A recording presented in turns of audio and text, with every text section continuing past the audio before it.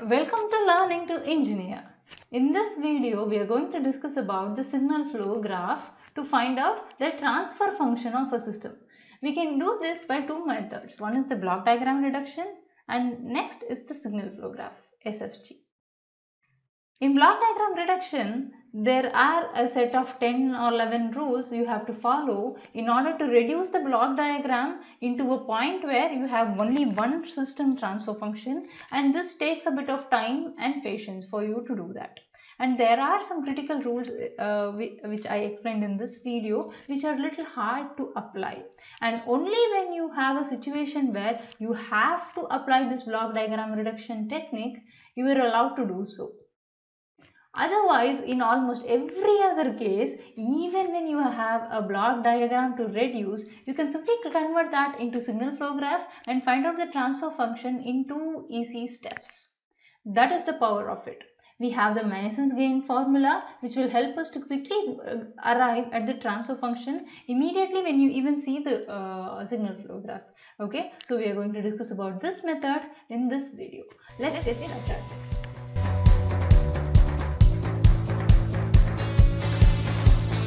In the previous video, we solved this into multiple steps. First, we transferred this branch point before G2 and then we splitted it into two equal groups which had this common H2 terms.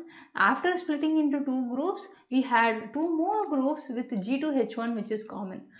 G2H1 into 1, that is one block, and the other one is minus G2H1H2, other block. So we solved that again to arrive at a sort of simple block diagram, and then we rearranged it into 4 parts, and then we found out the transfer function of the system, which was quite complicated. We are going to do all of this in less than 5 minutes by using signal flow graph. In signal flow graph, everything is considered as a transfer from input state to the output state, whatever be the process. Okay, so to transfer this, we may have to follow a series of steps, or that for the transfer of the input to the output. Okay, so all of it is mathematically modeled into one transfer function G1. Maybe there will be more than one G1, 2. If we apply G1 to the input, we may get into an intermediate point when we have to apply G2 to get the output. So in this simple system, output will be G1 multiplied by G2 into the input. Sounds simple, right? So the same concept we are going to apply for any kind of a system. Okay, be it a open loop or a closed loop system, we can use the same philosophy to find out the transfer function. To make things easier, we have a formula called as Mason's gain formula. Okay, so this formula will give you the transfer function of a system which is equal to the summation of the product of forward transfer functions into the loops that's interfering with it divided by delta. What is delta? Delta is 1 minus the summation of gain product of all loops. Whatever loop you have. Loop means it has to start at a point, go through a process and then reach at the same point. A loop. Okay, so the summation of gain product of all loops plus the summation of gain product of, I'll just write it in short, gain product of two non-touching loops. These two should be independent and they should not touch each other, minus the sum of gain product of 3 non-touching loops and so on. LOOPS, okay, and so on. This is what is delta. Delta K is the same, but just that all these loops should not interfere with the forward path transfer function.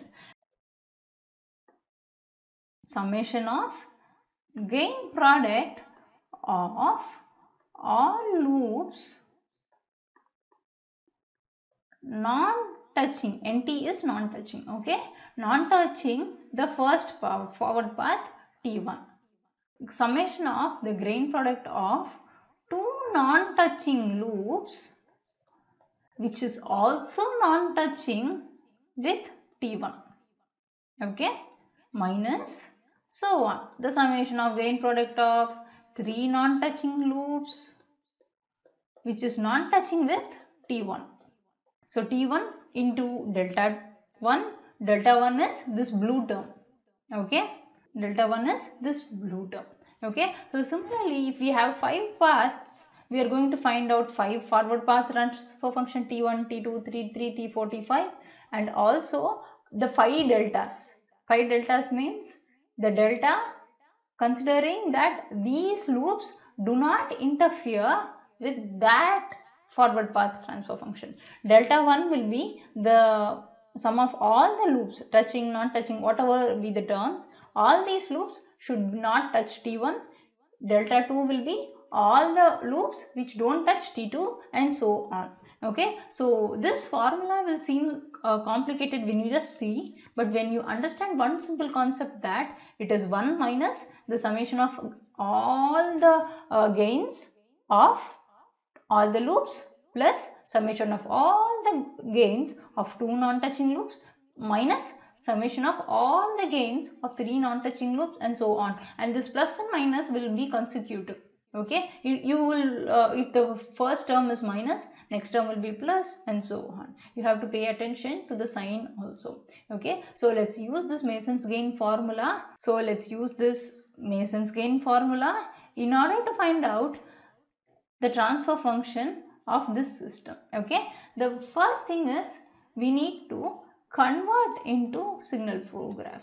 Okay, so for simplicity, what I'm going to do, I'm just going to number all the critical areas. I'm considering this to be the main line. It's the point where 2 or 3 paths meet. Okay, so this is the first junction, this is the second junction, third junction, fourth junction, fifth junction, and sixth junction will be C of S. But there is definitely a reason why you have to number these loops. Otherwise, it will be so confusing and you will not be able to convert the block diagram into signal flow graph. Okay, so here is my R of S, and I'm just going to draw the main line to C of S. Simple, right? So I'll just put these numbers 1. Okay, so first thing is we have this minus H1. There is a minus, okay, so it is minus H1 which is joining at the first junction. This is from the fourth junction to the first junction. We have minus H1. Okay, there is another loop minus H2 from the fifth junction to the third junction, minus H2. There is another forward path G3. Okay, this is from the second junction to the fifth junction. From the second junction to the fifth junction, you have a forward path G3. This is not a loop, this is a forward path. Pay attention to that. Okay. Now, let's think about the main line. From path 1 to path 2, you have this transfer function G1. Okay, I'm writing G1. From path 2 to 3, you don't have anything. So I'm just going to put it as plus 1 unity gain. And from 3 to 4, you have G2. 4 to 5, there is nothing. So it's a unity feedback. And from 5 to 6 also there is nothing. So it is a unity gain, not feedback, unity gain. Okay, now the most important step is rub off all these 1, 2, 3s which you numbered the junctions. All the junction numbers 1, 2, 3, 4, 5 and 6 you rub off, otherwise you will get confused with the forward transfer function. Okay, so now we've converted this into a very simple signal flow graph. Okay, so what is Mason's gain formula? It is on the right and I'm just going to pull it up. The transfer function is the summation of Tk delta k divided by delta. Okay, So in this case, how many k's are there? What is k? Number of forward paths. Okay, k is the number of forward paths. So the first forward path is from G1, G2 and to CS, the main line. Okay, so the first forward path will be G1 into G2. That is the first forward path. Now the second forward path is G1. You don't have to go to G2. There is one jump via G3, right? So this is the second forward path. G1 multiplied by G3, and from G3 it is G3 into 1. So it is just G1 into G3, which is the second forward path.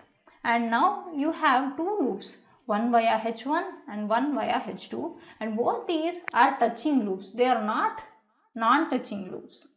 And there is also a third loop here. Okay, the first loop is G1 into G2 into minus H1, first loop. Second loop is G2 into 1 into minus H2. This is the second loop. There is also a third loop. Find it out. G1, G3 and then minus H2 and then G2 and then minus H1. We are starting from the first junction and reaching the first junction. So this is also a loop, but we need to pay close attention to the signal flow graph to understand this loop. Okay, so what is the third loop? G1, G3 minus H2, G2 into minus H1. This is the third loop. Okay, so let's note down all the loops. The first loop is G1, G2 into minus H1. The second loop is G2 into minus H2. Okay, so this is nothing but minus G1, G2, H1, and the second loop is minus G2 into H2. Third loop is G1, G2, G3, H1 into H2. Of course, it is minus H1 into minus H2. Minus into minus has become plus. Okay, so these are the three loops that is there in this signal flow graph. And do we have any non-touching loops here? No, we don't. Okay, and there is no loop that is in touching the forward path. There are two forward paths. One G1 H2, the main line, and the second one is G1 into G3 into 1. Okay, there are two forward paths and all the loops are touching all the transfer functions, all the forward path transfer functions. Okay, so there is nothing that is not touching. Okay, so delta K will be 1. Okay, so it is 1 into gain product of two non-touching loops, which is 0. We don't have any non-touching loops, so delta K in this case is delta 1 is equal to 1 minus 0. There isn't any non-touching loops, non-touching with the first forward path transfer function. And what is delta 2? Delta 2 is also 1 minus 0. So both are 1. Okay. Then what is delta? Delta is equal to 1 minus the summation of all the loops. Okay. So it is 1 minus G1, G2, H1 minus G2 into H2. I don't have space, so I'll just rub off this bracket and extend it later, plus G1, G2, G3, H1, H2. So this is 1 minus the summation of all the loops plus summation of two non-touching loops. We don't have any non-touching loops. Okay, so it is 0. So this is equal to 1 plus G1, G2, H1 plus G2, H2 plus G1, G2, G3, H1, H2. Okay. Now let's find out the transfer function, which is C of S by R of S is equal to T1 delta 1 plus T2 delta 2 divided by delta. Okay, so what is the main formula? Summation of Tk delta K divided by delta. Tk delta K means K refers to all the forward paths. If we have two forward paths, it is T1 delta 1 plus T2 delta 2. If there is 3, it is T1 delta 1 plus T2 delta 2 plus T2 delta 3. Got it? Okay, now it is just substitution. What is T1? T1, this is T1, okay? This is T1 and this is T2. T1 is G1, G2, T2 is G1, G3. So this is equal to G1, G2 into 1 plus G1, G3 into 1 divided by delta. What is delta? This is delta.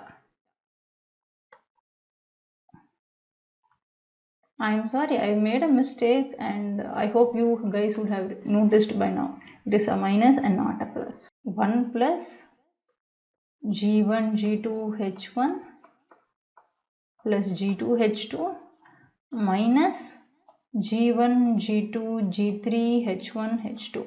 We can just G1, G2 into 1 is G1, G2 and G. Okay. So this is the transfer function of the system. We got the same answer which we got in the previous method. In the previous method, after going through all these steps, we got a transfer function called this G1 into G2 plus G3, which is same G1, G2 plus G1, G3. Okay, we got the same. Okay, so this is why I will always use signal flow graph in whatever problem with this. Okay, in my case, actually, whenever I was asked to do block diagram reduction technique, I'll find the best possible way to avoid this problem because it is so time consuming, and when you are trying to do this in your semester exam, you will be under a stress basically when you are consuming half an hour of your 3-hour time to solve one question. It's not really going to help you to finish the exam on time. So what I will do is I'll try to avoid this problem at my best, or there is another technique that I actually did. I'm not sure how many of you will be able to follow this or not, but this is a very poor strategy. Okay, I have to solve the block diagram reduction problem only through block diagram reduction technique, and there wasn't a choice for me. The main problem, I broke it down into a smaller one which was a little easier in that particular case. The first 2 steps were easier, so magically I just popped out this answer which I solved by signal flow graph as the last step. Okay, so anyway the answer is arrived and somehow I solved this, but I'm not recommending this method to you. Try your level best to avoid the block diagram reduction technique. Even if you are an expert at this, you could save a lot of time by using signal flow graph. Okay, so thanks for watching. Do let me know your thoughts about these 2 methods, or if you have any topic to discuss in control systems or maybe any other topic in electrical or instrumentation engineering, you can chat about that in learningtoengineer@gmail.com. Let me know your thoughts about this and do give a thumbs up if you like this video. Thank you.